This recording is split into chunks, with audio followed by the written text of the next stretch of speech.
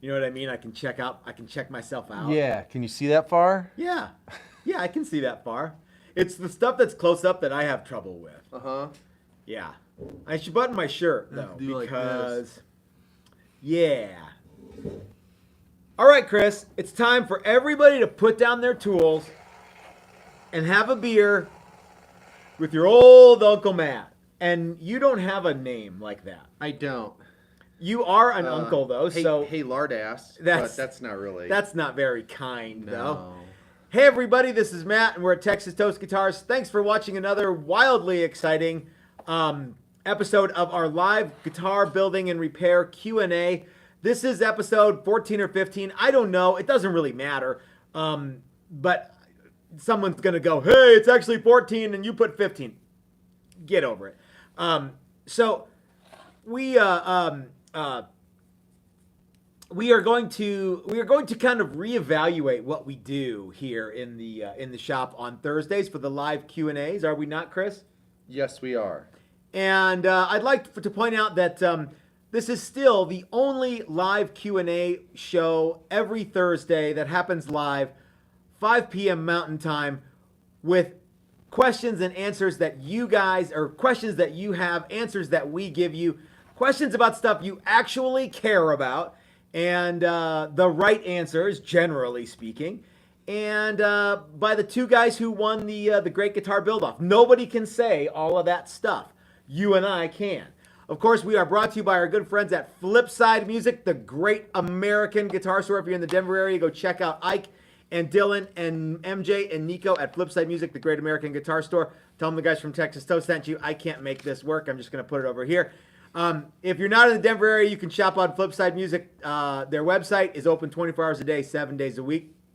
I'd like to thank our other sponsor, Aqua Coat. If you're interested in the Aqua Coat product, you know what it is. If you don't like sanding and spraying and sanding, Aqua Coat might be for you. And if you are interested in this stuff here, high performance grain filler, if you type in Texas Toast 10 at checkout, they'll give you 10% off. That's cool. I'd like to thank Bitterroot Guitars, John and Cheryl. If you type in TXTOAST at checkout, you get 15% off your order, your entire order from Bitterroot Guitars, and they're very cool people. They are out of 17.25-inch truss rods, though. I had to order a different size. So if anyone asks in the question, if anyone goes, hey, I want to order truss rods, but I can't get 17.25, what do I do? I'm gonna preempt the answer right now. Just get a different size. You know. So I'd like to thank Dan and Calvin at Guitar Wood Experts. If you type in Texas Toast 10 or 15 at checkout, you get a little bit of a break there. And that should just about round us out. So, Chris, you and I were talking yesterday about why the views on these live Q&As seem to be on the decline. So our very first one we had, I'm looking at the numbers right over there. The very first one we had 3,000. And we did, pretty well after that. 2.5, 2.9, 2. There was one that was, high. And then we started to kind of go on this downhill slide, and I don't know what it is. I'd like to know what you guys think about that. And maybe we're doing too many videos. I don't know. What do you think? Somebody actually mentioned to us yesterday, a good friend of the shop, Yeah. Mac, that maybe they are a little too dry. They are maybe a little too serious. That's right, and that's why tonight. That was the thing. Chris and I decided we weren't going to drink any beer. Yeah. During the live Q&A, and we've decided to change that because all the other videos are dick and fart jokes, and then you get to this one, and it's just like, wah, wah. Where's the hilarity? That's exactly right. Yeah. So there is no hilarity. There's not as much hilarity, right? Right. So maybe that's why the views are kind of on the decline, and so we're going to see if we can't make this video a little more fun. Yep. So, yeah. So, of course, we're still going to answer your questions. Yeah. We might give you a little more grief than we normally do.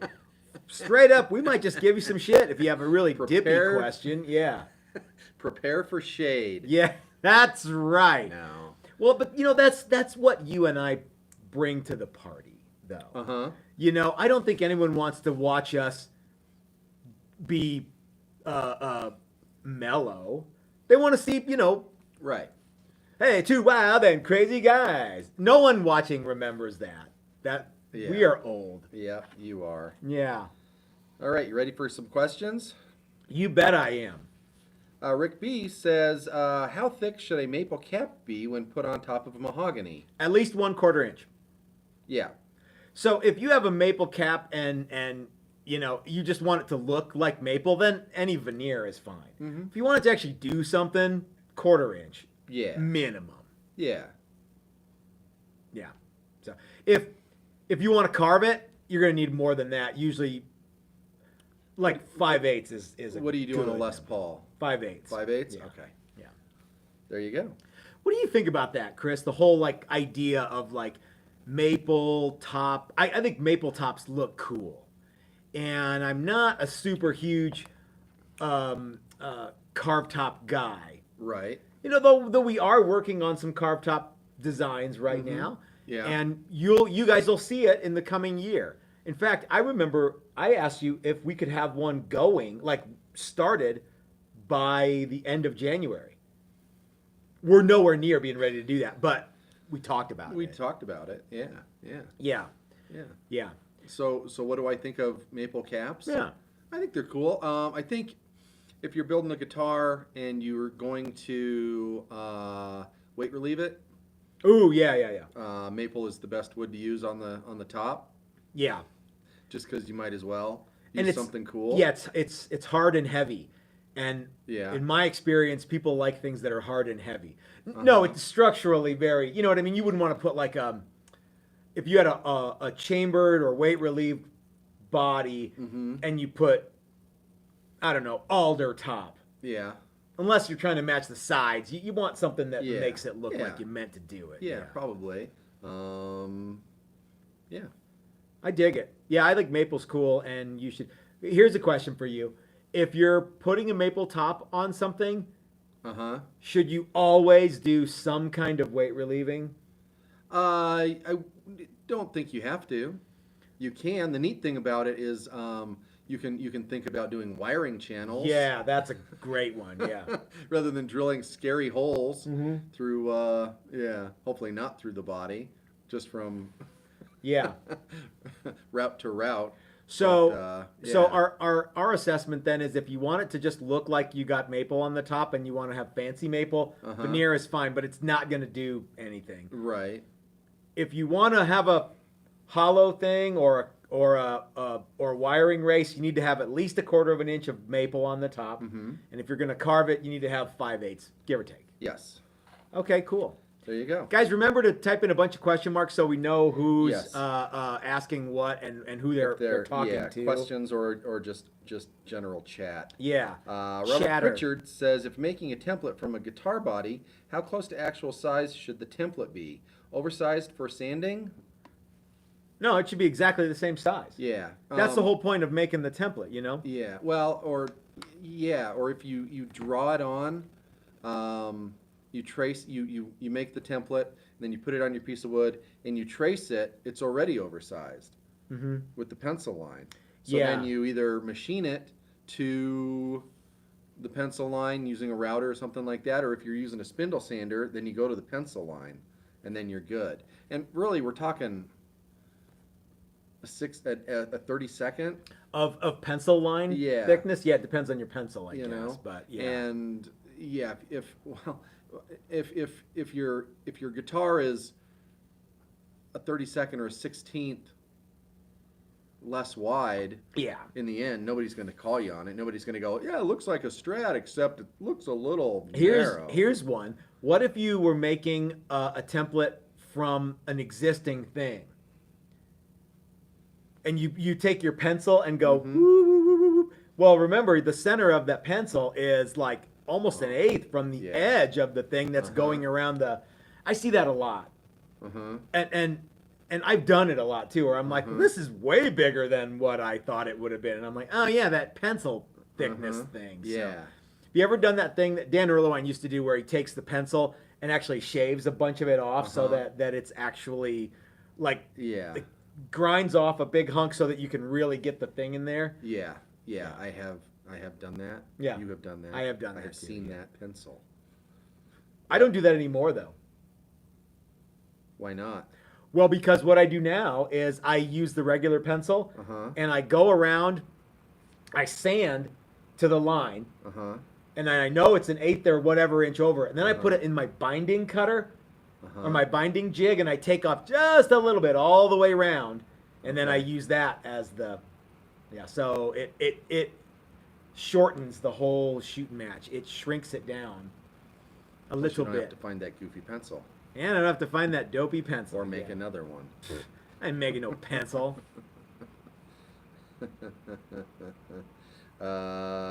This beer is really good. Joe wants to know where our trophy is. It's up there. Yeah. Jim You- Bucket. Hey, Jim. Says, looking online body class, what species body blank comes with? Which body blank class? Body Looking class. at online body class. Online body class. Give us a little more. Yeah, we need to tell us know. which class. Is that the make your own set neck? Yeah, we've discontinued the make whatever body you want to do. Although I think, yeah. You know why? Because it was a pain in the ass. It wasn't as popular as we thought it would be. We thought, oh, well, a one-day thing, that'll be more popular than the 5-day classes. Yeah. And without exception, Mm-hmm. yeah, the 5-day classes are far and away the most popular thing for people to come And I in have and do. way more fun on the 5-day classes. Yeah. Do you? Well, yeah. Yeah. Remember? Because we did that, like, I know you remember. Those, like, it was like a solid week of nothing but 6 days. making guitar bodies for people. And it was, gosh, it was a pain. Yeah. Man, it was a pain. Yeah, that was hard. And everybody had fun, but it was like, I want to use every single template that I remember. That one guy he had a humbucker and a P90 and a Jazzmaster pickup Mm-hmm. and a Floyd and a Jazzmaster trem and It had a Jaguar switch plate control cavity. yeah. And yeah, it Yeah. had lots of good stuff. He won the most templates used to make a body. Most templates ever used in one single class. Yeah. Yep. When I got here today, you guys, at 8:30, there was a 550-pound box waiting for me. Actually, a 550-pound box and Jesse were waiting for me, and I had to rent a forklift from the guy down the street. You know what I rented it with? You know how much it cost to rent it? No. A chorizo breakfast burrito from Taco River right down the street. We should get Taco River to be a sponsor for this show. That would be so awesome. Burrito sponsor. Dude, High dollar burrito sponsor. man, I love Yeah. the burritos there. Yeah. God, they're good. Anyway, we'll talk more about that down the line. Sorry Down, to interrupt. down them. tacos? Or Taco River? Down, or... no, down the line. We'll talk more about the box and Oh, the okay. burritos Yeah. and the guy who drove the Uh-huh. forklift and, down the line. We Yep. won't talk it down. Yep. Matthew Miller says, last week you mentioned speed tape made by Fast Cap. Can it be moved? Can it be used for template hold down? Is it too strong of a tape? I don't recollect doing that. Yeah, I think we talked about the stuff we get from, what is it, Taylor Tools? Yeah, is that called speed tape? I don't know. It's the brand of tape is iTape, Okay. double-sided tape, and it works really well to hold templates down. I just ordered like a half a dozen rolls of that stuff. Yeah, Because we use it a lot. we use it a lot. I don't know if it's speed tape. What's speed tape? Mentioned speed tape made by Fast Cap. Maybe I don't know. maybe Matthew thinks that because it's so fast, because it's so much faster than Ben's. I watched a video. Somebody sent me this video of Ben using.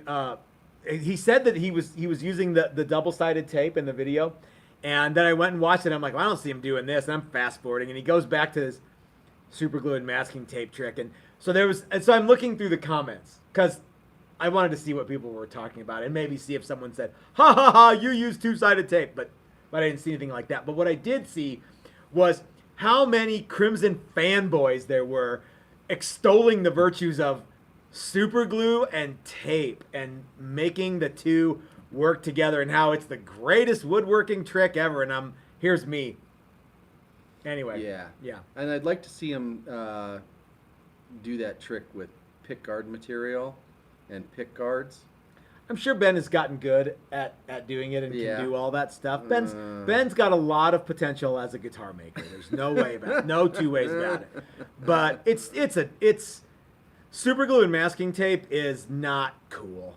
And so the tape that we use is far speedier than that. Yep, it is. I don't know if that's a long-winded response. Yeah, for tape that we don't know about. Joe says, Joe Caswell? no, wait a second, I think I screwed up. Yeah, Joe Quixotic says, I think you got a COVID lockdown bump that is wearing off because people are getting busier. That could be. Maybe. Yeah. Yep. Where was it? COVID Oh, there it lockdown is. bump. Jeremy Cole asks, have you used Auto Air Createx paints? Any tips for spraying? We have not used those. I think Mike Learn has used the Createx. Createx. Yeah. What are we using now? We're using So we use Simtex sealers. Yeah, Simtex sealer. We use either PPG Yeah. or Tamco base colors. Yeah. We use Tamco Midcoat Clear. Yeah. And we use Tamco Euro Clear for the final. I would like to point out that whenever we use PPG paints, Uh-huh. we always use top of the line.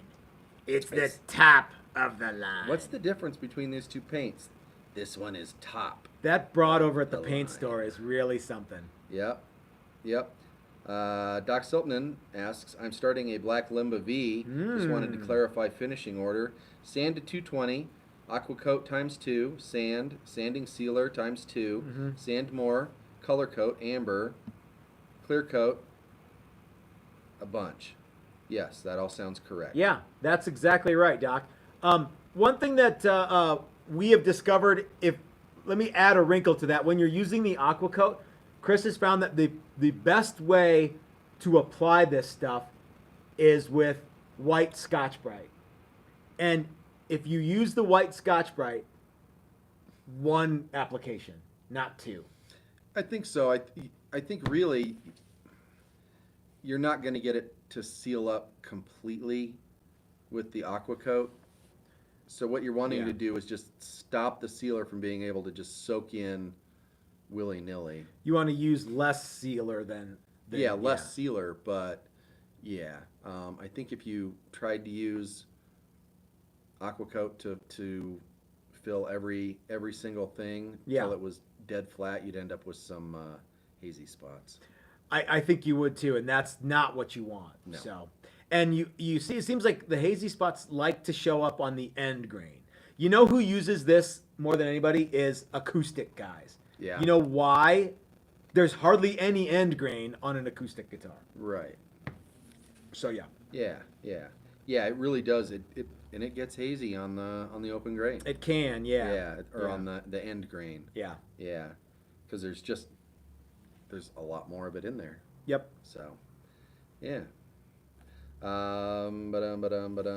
Sorry. Dan Trades says, I have a 7-string, 27 to 25 and a half multi-scale guitar, and I have one string that just won't play in tune on the first 10 frets. It's it's misspelled, so now I have to. It's intonated. It's innotating? It says innotated, but it's Okay. intonated at the 12th. I have a single saddle bridges. Should I consider moving them? Yeah. You know what you're gonna have to do, Dan? Is it? Yeah. Dan, you're gonna have to start moving it at the bridge, and if it doesn't fix it, you're kind of shit out of luck. Yeah. And that means that, so when you make, I don't know who made it, but when you make a multiple scale guitar, every string is, well, his high E. Well, I don't know that he said which string it is. Oh, he just said But he one just has string. one string. Yeah. But what you would do is measure from on that string, measure from the nut to the 12th fret, Yep. and then double it, and that's where Yeah. your saddle should go. Yeah. And then you can adjust from there. Have you ever laid out a 7 or multi-scale? No. It's a fascinating thing. So what you do is generally you pick one fret that's perpendicular to the string, or it's that's perpendicular to the center line of the neck. Okay. Usually it's the 7th. Okay. And then you lay out your 7th fret on your shorter one goes on the bottom of that. Okay. And your 7th fret on the longer one goes on the top of that. And then you basically connect the scales. Okay. So it's not like the first 3 strings are the long one and the last 3 are the short one. The long string is whatever the longest scale is. The short string is whatever the shortest scale is. And everything else is something in between. So yeah, if those frets are in the wrong spots and you can't start working that saddle to get it right, you got a dorked up guitar. You know what I mean? So, yeah. Okay. Yeah. Okay. I was thinking things over in my head. Okay. Jerry Frazee says, I have a cheap knockoff Strat that came from a garage sale. No. I'm a lefty, so I Hendrixed it. I'm setting it up now. What are your setup numbers, fret spacing, and relief? Fret spacing? Yeah. Well, what I would do is I would make sure that the distance from the bottom of the nut slot to the top of the first fret is no more than 20 thousandths. And then I would make sure that on every string, and then I would make sure that your low E is 60 to 70 thousandths from the top of the fret to the bottom of the string. And I would make sure that all of your bridge saddles share the same radius as the neck. It's as simple as that. Yep. High E's right around 50 thousandths. Yeah. Yeah. Low E's about 60. Relief, dead flat or Dead flat. maximum 2 thousandths. 20 thousandths. No, not 20. 2. 2. Wow. Like almost none. Okay. Yeah. Yeah. 'Cause 20 thousandths is almost a quarter. Everybody wants to have inch. they're like, I gotta have some relief in my neck. Everyone who says that is wrong. You want the neck to be flat. You don't want any relief in the neck. You want it to be flat. Yeah. We should get a shim that's that much. It's barely any. And Well, we really shouldn't do that. But no, you want because we set it up so that everything's flat. Yeah. And again, I'm putting my name on the line here. If you think that you need relief in the neck, you are wrong. I am right. So I was looking at the Dan Erlewine, How to Make a Your Guitar Play Great book, and he's got all those setups in the back. Yeah. And without exception, everybody's necks are basically flat. Yeah. I mean, you can measure, a tiny feeler gauge. Yeah. But almost everybody's are basically dead flat. If you looked at it, if you held up their guitar and went like this, you'd go, that neck is flat. Yeah. Here's what people think though. They think that because I'm saying you're wrong, they think, well, but I like relief in my neck. I didn't say anything about how you like your neck.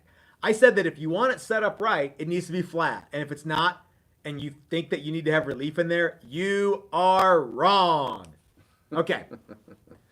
All right. Rich Edwards asks, so is there any worry about smearing dye around and ruining my burst if I smear aqua coat on it? Sealing is the next step on my guitar kit, on my kit guitar, and I'm nervous. Yeah, I would. Aqua coat says to let it dry for 72 hours. Yeah, and I think I would even err on the side of a little bit more, or test it on something at the same time. Like dye a little scrap piece of wood if you can, and then give it 72 hours and try that first. And if it seems like it's okay there, then you could do your guitar. I would say if you're not 100% certain that it's not going to smear it around, don't do it. Yeah. But I got to ask, why do you have color on the wood before you seal the wood? You know what I mean? I know there's a lot of people out there who like to mush around stain and make. I know Big D did a video where he did that. We don't do it like that. We seal the guitar and then we spray candy, translucent colors. That's what you call a. Yeah, you got it. I was reading comments. No, I'm sorry, mid coat clear. Oh, okay. That's what the mid coat color is. So don't put stain on wood.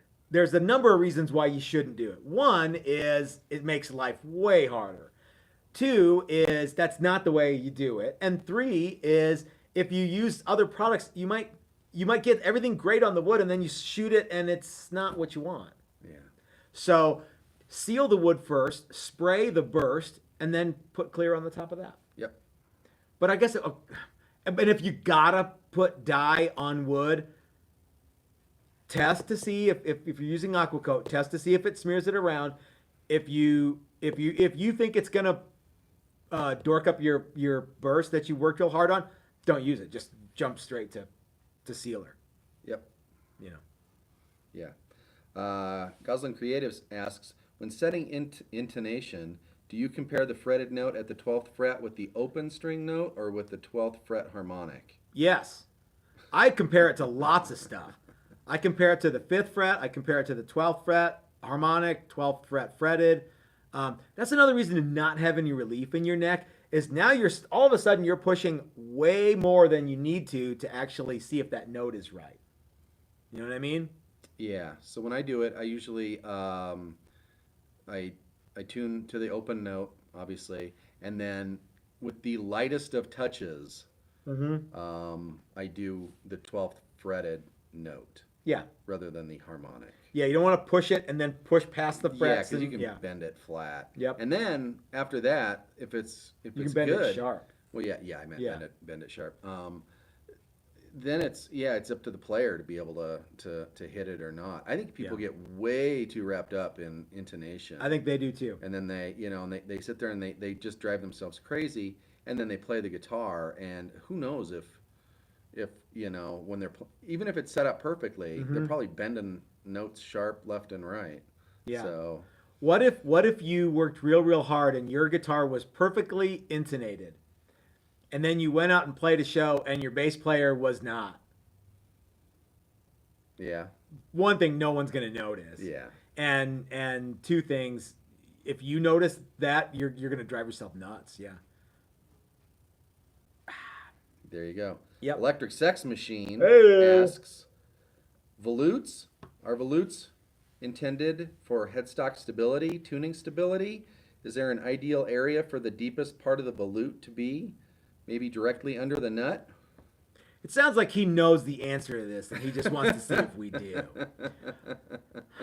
Well, he's got a guitar that has two volutes. Two volutes on it. Yeah. 2 out of 3. Yeah. 2 out of 3 ain't bad.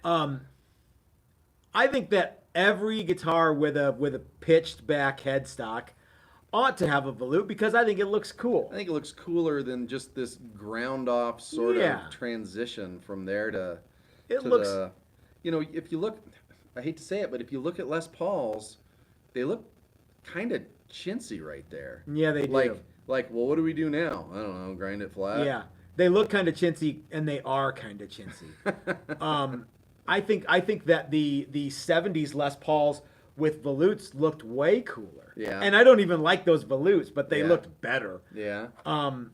So will a volute strengthen a headstock? To a point, yes. I don't think that on a 14-degree headstock like a Gibson, it's going to make a hell of a lot of difference. It's going to make some.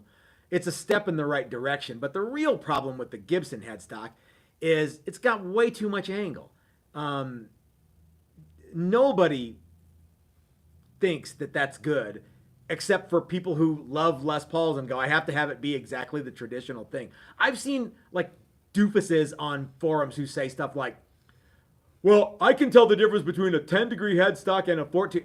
Bullshit. You cannot. You just, you know what I mean? Don't try to don't piss down my neck and tell me it's raining. You can't do that. Just tell me I like it. There you go. What am I going to say that I like it? Nothing. But if you come up with some bullshit like that about how I can tell the difference between the angled headstock if it's got 3 degrees more or less than, you are so full of crap. Dipshits on forums. Anyway. I bet you can't even tune it without a tuner.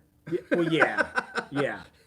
So is a volute classy? Yes. Is a volute cool and help strengthen the neck? Yeah, probably. But the biggest problem with some of those guitars is the headstock angle is just way too steep. Yeah. I'm like on a roll tonight. I'm like mad at You're everybody. like, yeah, you are. Yeah. Jeff Wagner wants to know if we know a good exotic wood source. Ah. Um. Well, the short answer is yes. Dan at Guitar Wood Experts has a lot of exotic woods. Mm-hmm. The long answer is yes and no. There are lots of people who have neat stuff, and this is sticky Yeah. because I know a lot of places where I wouldn't go. Yeah. Let me just say this. If you don't trust the person who is your exotic wood dealer, Mm-hmm. make sure he has a money back guarantee. Mm-hmm. Okay? If you don't see the actual piece you're buying, like with your own eyes, and you can pick it up, make sure you get exactly the piece that's in the picture. And if not, make sure you have a money back guarantee.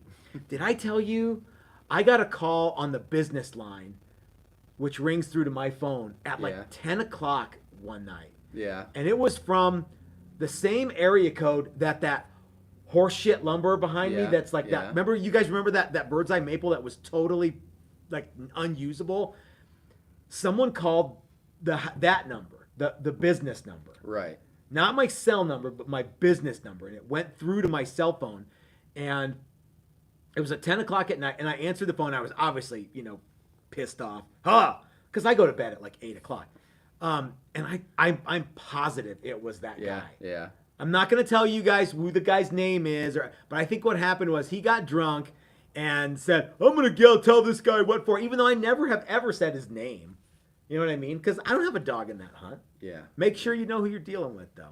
You got any wood guys? You know who knows a lot of wood guys? Jesse knows. Yeah, Jesse. We don't use a ton of what I would consider exotic wood. We use more of just the traditional mahogany, maple, alder, ash, poplar, rosewood. But we do use rosewood and ebony. Yeah. We do use some flame maple. Would you call those exotic? No, I wouldn't, but I think people do. Yeah. Okay. I think quilt maple is not an exotic wood, but it is a figured wood, and I think some people blur that line between exotic and figured woods. Right. So yeah. Do we have any more beer? There's one, and you can have it. We'll just split a beer. Okay. All right. Ask the next question. All right.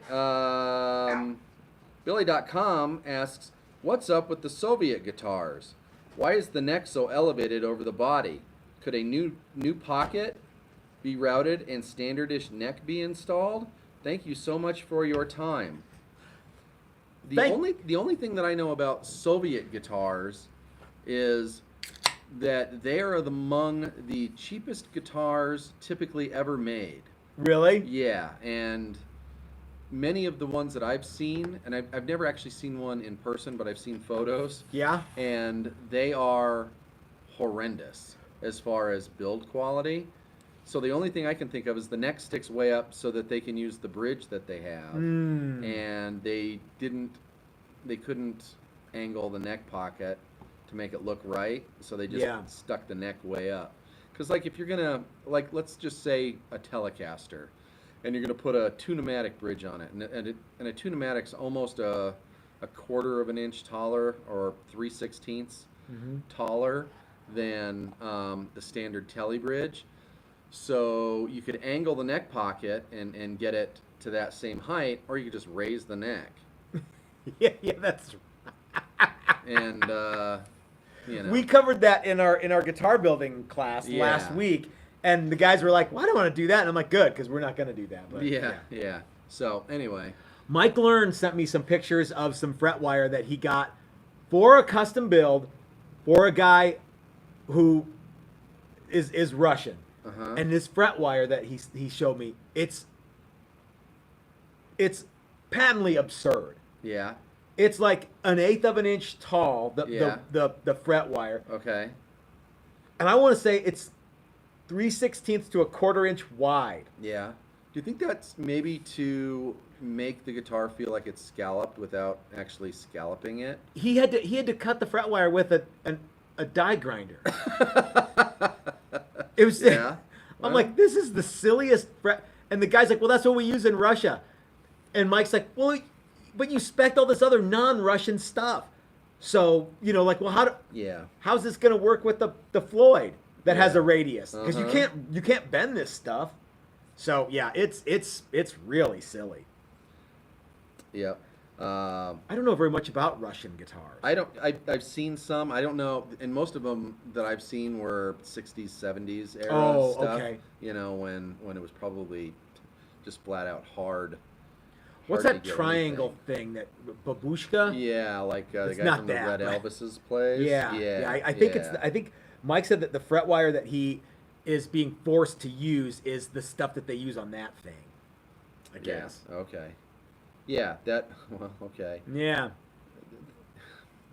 Cool. Cool. What, don't you think that'd be cool? Yeah. No. Driddle says, "Hey, that's how I got to meet you guys. It was the one day body class. That was fun. Yeah, he came down and hung out with It us. was fun. and- The kicker on that deal was when we've done so that was the $100, Yeah. and normally that class was is $350. yeah. Yeah. And we did a couple of them, and they just weren't as popular as you would think. Yeah. And part of it I think is we do really well with people coming from out of state Yeah.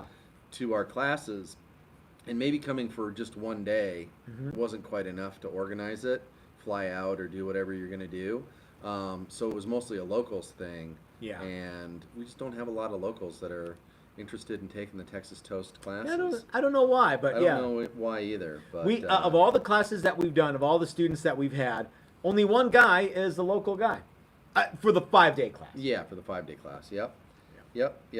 Jim Bucket clarified Hey, Jim. the online training Build a Body class on March 4th. Oh, well that's just a chunk of wood. Is he asking what kind of wood? Yeah. I think it's going to be poplar. Yeah. Yeah, that's a 14 by 20 chunk of wood. Ooh, that's going to be so much fun Mm-hmm. for us to do now because of a new tool. I was waiting for you to bring this back around. Yeah. The new 500-pound tool Yes. that wasn't Chris and Matt in the box. No, that'd be the two 250-pound tools. Yeah. Yeah. I don't weigh 250. Well, whatever Yeah. but yeah. Mm-hmm. So we got a new planer today, Yep. and we actually did a video of it. But do you guys want a quick? Yeah. Let's You give wanna them see it real let's give them a quick? quick. We're not gonna use the tool because I've been drinking. Yeah. That's something that a lot of people get. They're like, all you guys do is sit around and drink. No, we No. don't. But I want to show you guys the new, very cool and exciting planer. So this is our brand new Grizzly G1021X2, I'm gonna. 15-inch. Oh, it's got a 15-inch work surface. It's got a 3-horsepower motor. It's belt driven. It's way more of a tool than our previous planer, which, by the way, has provided us yeoman service. We just needed an upgrade. So, well, I will start it for you guys. Listen to how not noisy it is. You can actually talk over You it. could actually talk. The over it, vacuum is yeah. louder. The old planer, that was one of the problems with the old planer, was it Yeah. was so loud. Yeah. And it was a little slow. Yeah. And Matt likes to push wood through tools like this, so I do. it was loud for a lot of time. And of course, this has the helical cutter with the little carbide deals. We've upgraded as many tools as we can that don't have those. We've upgraded to have them, and we even upgraded our old rigid planer. We just needed something bigger, so we spent a little bit of money, and we got a new tool. And Yep. this thing is really, really heavy. Yep, But you want to see the old one? sure. Okay.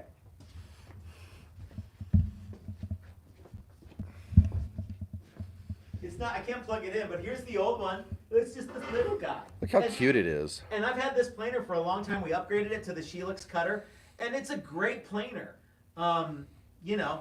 I'll sell it or something. I don't know. If you guys know anyone who wants one, let me know. But yeah, it's got the Helix, the Helix cutter head upgrade. This is a great little tool. It's just not big enough for what we're doing here these days. Hey, let me ask you, does this have the Shelix cutter? Yeah, it does. It's got the sticker, doesn't it? It's got the stuff. Dang, missed opportunity on Dude. Matt's part. Stupid Rough. jerk. Yeah. It's got the sticker, doesn't it? Okay. Okay. So yeah, we did a little bit of an unboxing video today, and I'm going to edit it tonight. I'm also working on a video where I make a bunch of necks and I talk about consistency, from one thing to the other, and it's gonna be a fun video. So yeah. Cool. Rico Marinelli Hey Rico. has a question. Rico. Got a single cut bolt-on kit. Okay. Want to glue the neck, and I have excess style heel and belly cut. Yeah. Enough gluing surface? Yeah, totally. Should I consider dowels or pocket screws for strength? You could. Dowels. I would use dowels before I use pocket use screws. Yeah. But yeah, you could totally do that. Yeah, go for it, man. Yep. There I you worked go. with a guy who that was like kind of his claim to fame was he would glue in bolt-on necks. He called it the bolt-on conversion. We do a thing called the bolt-on conversion. Do you know what it is, Chris? That's when we put steel inserts into the neck. That's right. So we convert your guitar from a wood screwed into an actual real bolt-in neck. To a real bolt. To a big boy bolt. Yep. Matthew Miller asks, can you go over how to cut a scarf joint from a neck blank? Is there a certain method that you know that will make it more straightforward? The hardest part of a scarf joint is not the cutting, it's the gluing. It's the holding. The holding and the gluing. So this is another thing. This is another place where I part company with a lot of guitar makers. A lot of guys like to have more neck angle more headstock angle than we do for whatever reason. And some guys will use a scarf joint. If you are using a scarf joint, you kind of need to have a fairly steep angle, because if not, if you went with our 7-degree thing, they'd be way into the neck. It'd be like back to the 8th fret that the scarf would go because it's so shallow. So if you went with that same 14 degrees and did a scarf joint, there's two ways to do a scarf joint. One is you can hide the joint in the headstock, and one you can see it, like the fretboard kind of helps to make the scarf joint strong. They both work pretty well. Is there a great way to do it? I think you just sort of saw it, and I've seen lots of like router jigs and sleds. I just sanded it when I used to do it. So, and we did a lot of them.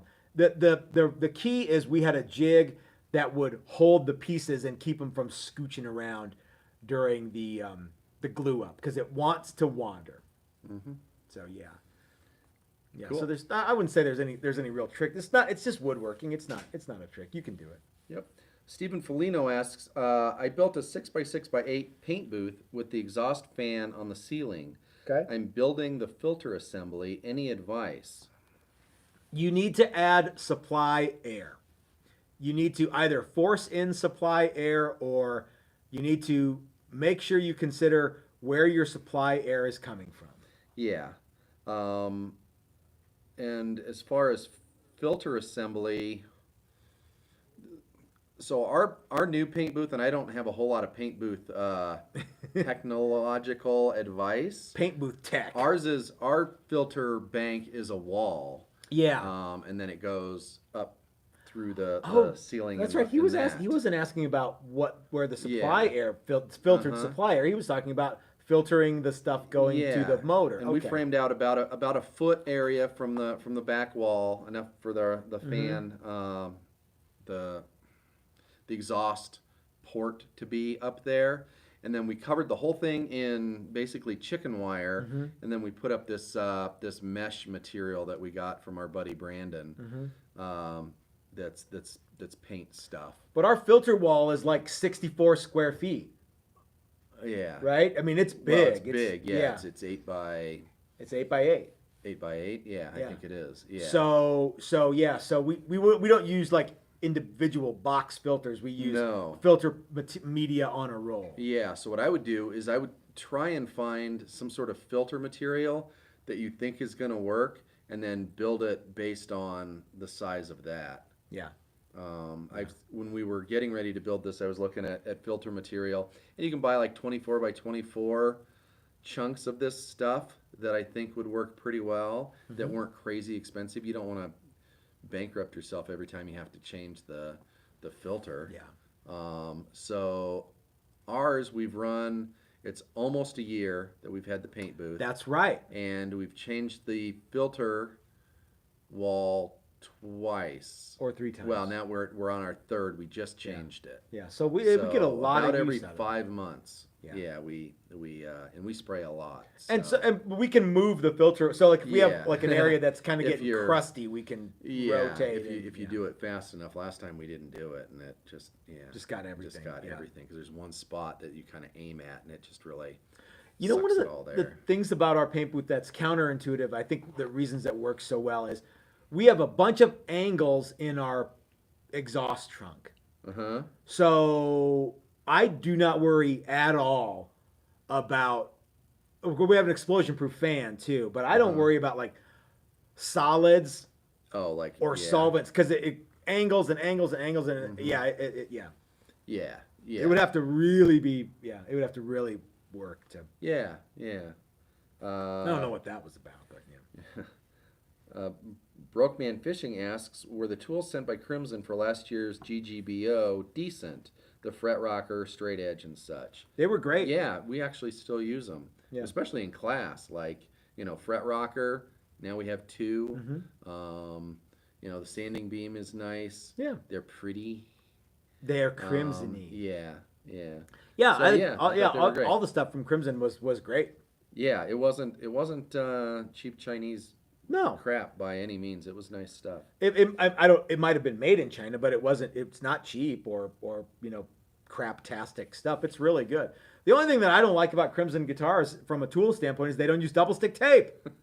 There's lots of double stick tape talk here. Good. So, what about those zigzag frets from Sweden or wherever it is? How would you like to level and dress those? How do you recrown those? I don't know. I don't know either. Yeah, that to me is like, guitar isn't complex enough. I need to have this thing. You know who didn't use zigzag frets from Sweden? Every song you liked in high school. I was gonna say Angus Young, but are we talking about the Angus. frets that like kind of? Yeah, they're Z'd. Because I've also seen frets that are pushed in, and they, rather than having a tang, they have like a dovetail. Yeah. Almost. I've seen those too. I don't know if he's talking about those or Yeah. that kind of squiggly line fret thing. I don't know. That was never used on an AC/DC song. Yep. Have you heard my new favorite song is AC/DC CD? No, I haven't heard that. You know what it's about? No.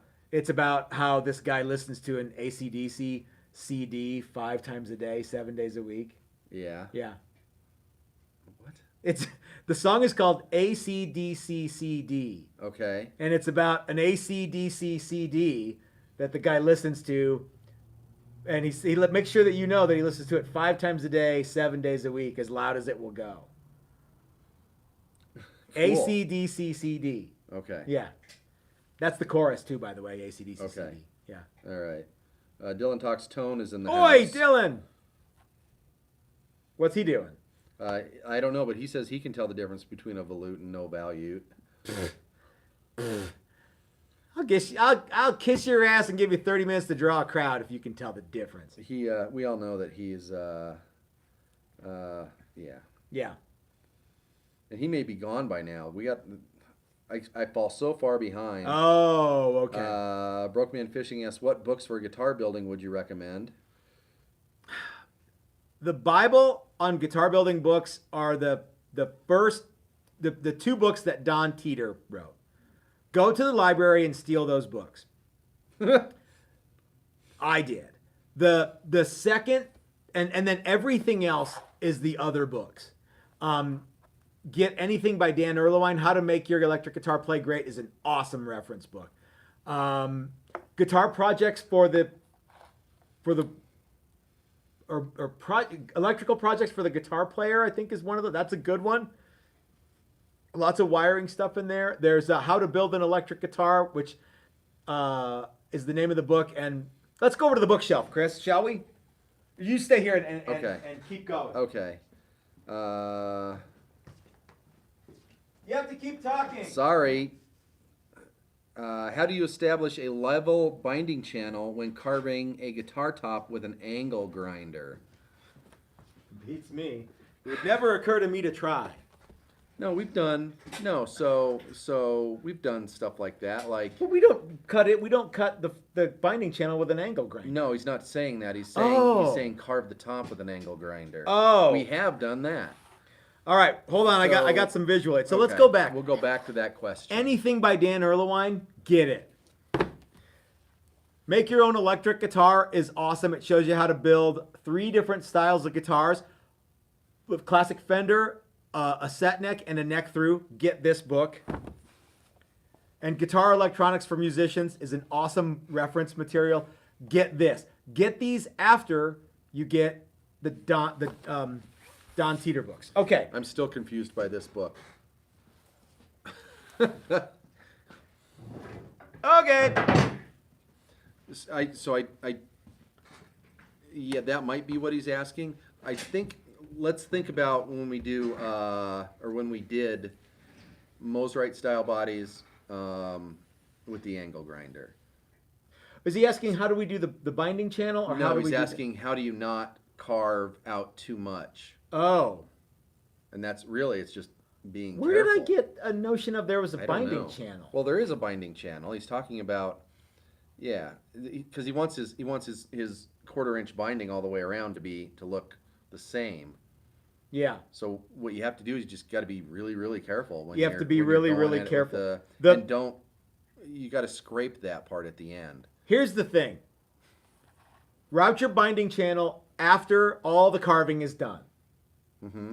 Okay? If you do your binding channel first, then there's no fudge factor. Okay? This tool here actually rides on the top of the guitar, and then this little donut here on the bottom.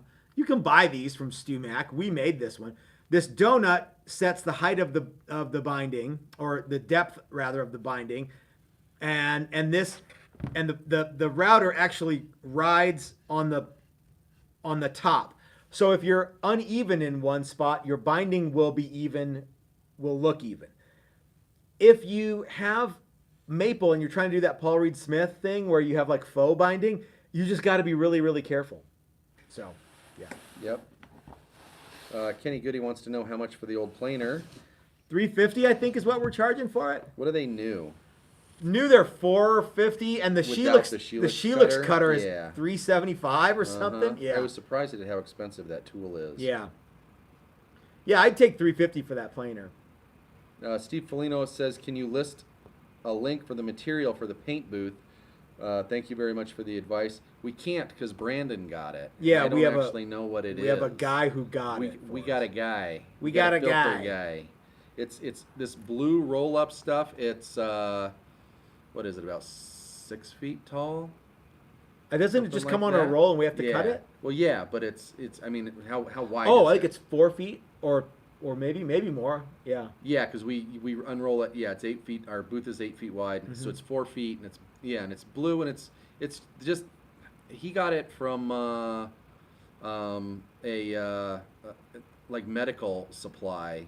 Yeah, it's sticky too. It's got a little bit of a some sticky thing like to a it, tack yeah. rag kind of Yeah. feel to Uh-huh. it. We'll yeah. look that up. We should do a video on the paint booth. We could do that. Yeah. Like how we did it. Yep. And what you should not do that we did. You know what I mean? Like Yeah. like buy yeah. a smoke machine. That was dumb. Druid Dude asks if we have thoughts on stainless steel frets. Yeah. Sure. If you like stainless steel, then absolutely use them. The thing to me about they're harder to work, and you need different tools. Then you need more tools. I say you need more because you wear out tools faster. the whole notion of I gotta have stainless frets because my guitar has to last me for the rest of my life. I can never refret my guitar is like, are you really? I don't use stainless frets, and I don't like beat the crap out of my fretwork. I don't ever have any problems with it. But you're gonna have guys who want stainless steel, and they just because they want it, and if they want something and are willing to pay the upcharge to do it, then yeah, more power to you. I default back to what Chris was joking around with me earlier, the whole idea of everything I liked, all the music I liked in high school was not recorded on stainless steel frets. So, like somehow or another, Angus Young and Billy Gibbons and Johnny Ramone managed to play guitars without stainless steel frets. Your musical influences may vary, and you might go, well, I like Eddie Van Halen. Cool. He liked stainless steel frets at the end there, so you want to have, yeah, I get it. But for me, it's kind of a non-starter. I don't really care. How do you feel about them? Yeah, I don't know. We do them. Yeah, if you like them, that's cool. I don't need them. Mm-hmm. But have you ever like bought a new guitar, mm-hmm. worn out the frets? No. Yeah. Not even close. Yeah. I have owned a guitar long enough that I put some dents in the cowboy chord area, but that was about it. Okay. Yeah. And but I'm not a big bender. I'm not a tapper. I'm not a, any of that stuff. So I've seen frets that, like Gibson style medium jumbo frets that have huge dings in them. And you guys might be shocked and amazed at just how much stuff can be leveled and dressed. Mm-hmm. You know what I mean? And yeah. Yeah.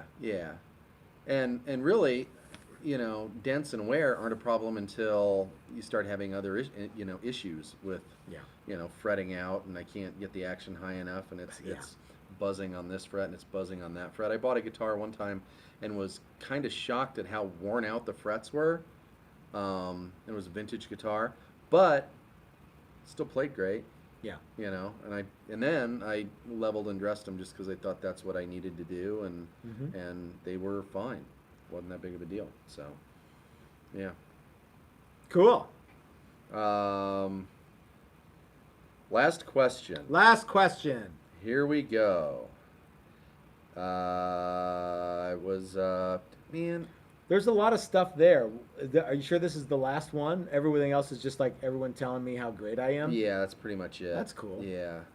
Where do we get nuts and bolts and screws and washers and stuff like that? We've already answered that. Really? Somebody wanted to know that you just go to Fastenal, and if you can't get them there, go to McMaster Carr, and if you can't get them there, go to Granger.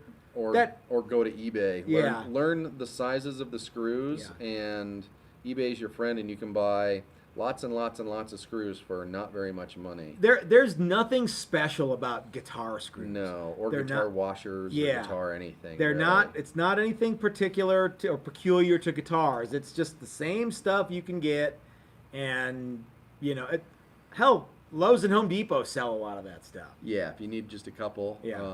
Or Ace True Value if you have those in your area.